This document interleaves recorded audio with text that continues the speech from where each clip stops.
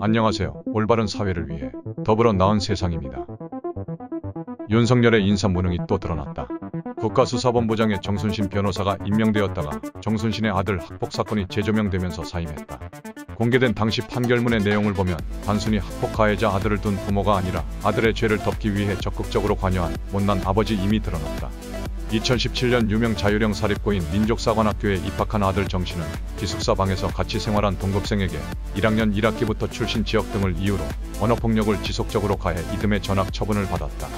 판결문에는 정씨의 학폭에 대한 학교의 조사 내용과 피해 학생 주변 친구들의 증언들이 자세히 기록돼 있다. 담당 교사가 작성한 보고서에 기록된 주변 친구들의 증언을 보면 정군이 회수를 세는 것이 무의미할 정도로 피해 학생에게 더러우니까 꺼져라 등의 말을 자주 했다고 함이라고 기록돼 있다. 특히 정씨는 학폭위 조사 과정에서 반성 없는 태도와 성의 없는 사과문 작성으로 학폭위원들에게 질타를 받기도 했다. 친구들이 왜 피해 학생을 막 대하냐라며 문제를 제기했지만 정군은 쟤는 그래도 된다, 나랑 너무 잘 안 맞는다며 무시하는 듯한 발언을 했고 그 이후에도 폭언은 계속됐다. 2학년으로 올라간 후에도 후배들이 보는 앞에서 돼지는 가만히 있어, 동아리 나가라 등의 발언을 했다. 정군의 이 같은 폭언에 동조한 또 다른 가해자도 나왔다. 피해 학생은 정씨의 지독한 괴롭힘에 결국 자살을 시도하기에 이른다. 피해 학생은 정씨 등의 이름이 언급될 때마다 패닉에 빠졌고 일상생활이 불가능할 정도의 극심한 불안, 우울을 겪었다고 학폭 보고서는 언급했다. 극심한 스트레스로 인한 불안 증세로 정신과 병원 치료를 받는 것은 물론 상위 30% 수준이었던 피해 학생의 내신 성적은 학사 경고를 받을 정도로 하락했다. 결국 피해 학생은 1학년 겨울방학 후 더 이상 학교 생활이 불가능할 정도로 상태가 악화돼 일시 귀가 조치되기도 했다. 정씨의 학폭 조사 과정에서 정씨가 자신의 아버지인 정순신 변호사를 언급했다는 주변 친구들의 증언이 있었다. 정씨가 평소 아버지 자랑을 하며 검사라는 직업은 다 뇌물을 받고 하는 직업이다, 아빠는 아는 사람이 많은데 아는 사람이 많으면 다 좋은 일이 일어난다 등의 발언을 했다는 증언이다. 피해 학생과 그의 부모는 학내 학폭위에서 다음과 같이 증언했다. 정씨에게서 넌 사료나 처먹어야 한다, 저파 빨갱이, 왜 인간이 밥 먹는 곳에 오냐, 부재역 걸리기 전에 꺼져라 등의 말까지 들었다고 주장했다. 그러면서 죽을 생각밖에 안 들었다. 그냥 내가 참고 전학 갈까 생각했지만 친구들과 선생님들이 설득해서 신고하게 된 것 같다라며 털어놨다. 하지만 정씨는 계속 변명으로 대응을 일관했고 이 과정에서 부모가 정씨의 진술을 직접 지도했다는 증언도 나왔다.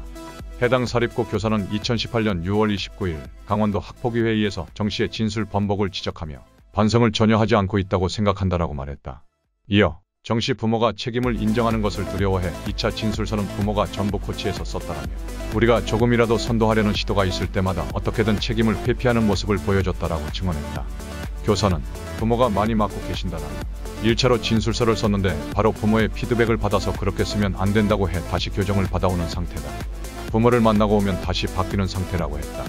이 회의에서 한 위원은 정씨 모친에게 의견서 제출한 걸 읽어봤는데 아마도 잘못했다고 생각 안 하시는 것 같다라며 사람에게 용서를 구하는 일은 진정성이 있어야 한다는 지적을 하기도 했다. 1심 재판부는 이 사건으로 피해 학생이 입은 극심한 정신적 피해를 고려할 때 다른 학교폭력 행위와 비교해도 결코 경미하다고 볼 수 없다. 정씨는 피해 학생 외에 다른 학생에게도 유사한 방식으로 모욕을 주는 언어폭력을 행사했다라며 원고 패소로 판결했다. 이 판결은 대법원까지 유지됐다. 현재 정씨가 재학 중인 서울대 온라인 커뮤니티에는 정씨에 대한 비판 글이 쏟아지고 있다. 퇴학이 안 되느냐, 단과대학이든 총학생회든 입장을 표명해달라 등 대학 차원의 조치가 필요하다는 주장도 나왔다. 정씨는 2020학년도 정시 전형으로 서울대에 진학한 것으로 알려졌다. 당시 정시 모집 규정에 따르면 수능 위주 전형은 수능 성적을 100% 반영했다. 다만 학내외 징계 여부와 사유 등을 확인하기 위해 추가 서류를 요청할 수 있고 감점 요소로 활용할 수 있다라고 돼 있다. 서울대 관계자는 학교 폭력 사실이 기재되지 않았거나 기재됐어도 감점하게 돼 있어 수능 성적이 높았다면 입학했을 수 있다라며 감점 등의 과정을 거쳤다면 학교에서 취할 수 있는 조치가 없다라고 말했다. 이러한 정순신 아들의 학폭 사건은 2018년 당시에도 언론을 통해 보도가 되었었다. 이번 윤석열의 인사무능론이 나오는 이유가 이 부분이다. 이러한 사실을 알고도 정순신을 임명한 것인지 아니면 모르는 채로 임명을 한 것인지가 쟁점인데 전자든 후자든 인사 실패의 책임을 면할 순 없다. 알고서 임명을 했다면 현재 윤석열 정부의 학폭에 대한 인식이 어떠한지가 까발려지는 셈이고 몰랐다면 인사에 있어 후보자 검증을 할 시도조차 하지 않았다는 것이 된다. 27일 한겨레 취재를 종합하면 정순신 변호사는 법무부를 중심으로 진행된 인사검증 사전질문지에 본인 배우자 또는 직계존비속이 원피고 등으로 관계된 민사행정소송이 있냐는 항목에 대해 없다라고 답한 것으로 전해졌다. 대통령실은 정 변호사가 아들 학교폭력 관련 사실을 스스로 밝히지 않았기 때문에 이를 검증하지 못했다는 취지의 해명을 거듭하는 모양새다. 하지만 당시 보도에 가해 학생의 아버지가 고위직 검사라는 내용이 담겼고 정 변호사가 당사자라는 사실이 어느 정도 알려진 상황이었음을 감안한다면 윤 대통령과 한 장관도 이 사실을 파악하고 있었을 가능성이 크다. 민감한 학교폭력 이슈에 대한 보도였기 때문에 고위직 검사가 누구인지 확인했을 것이고 지휘부에도 보고됐을 것이기 때문이다.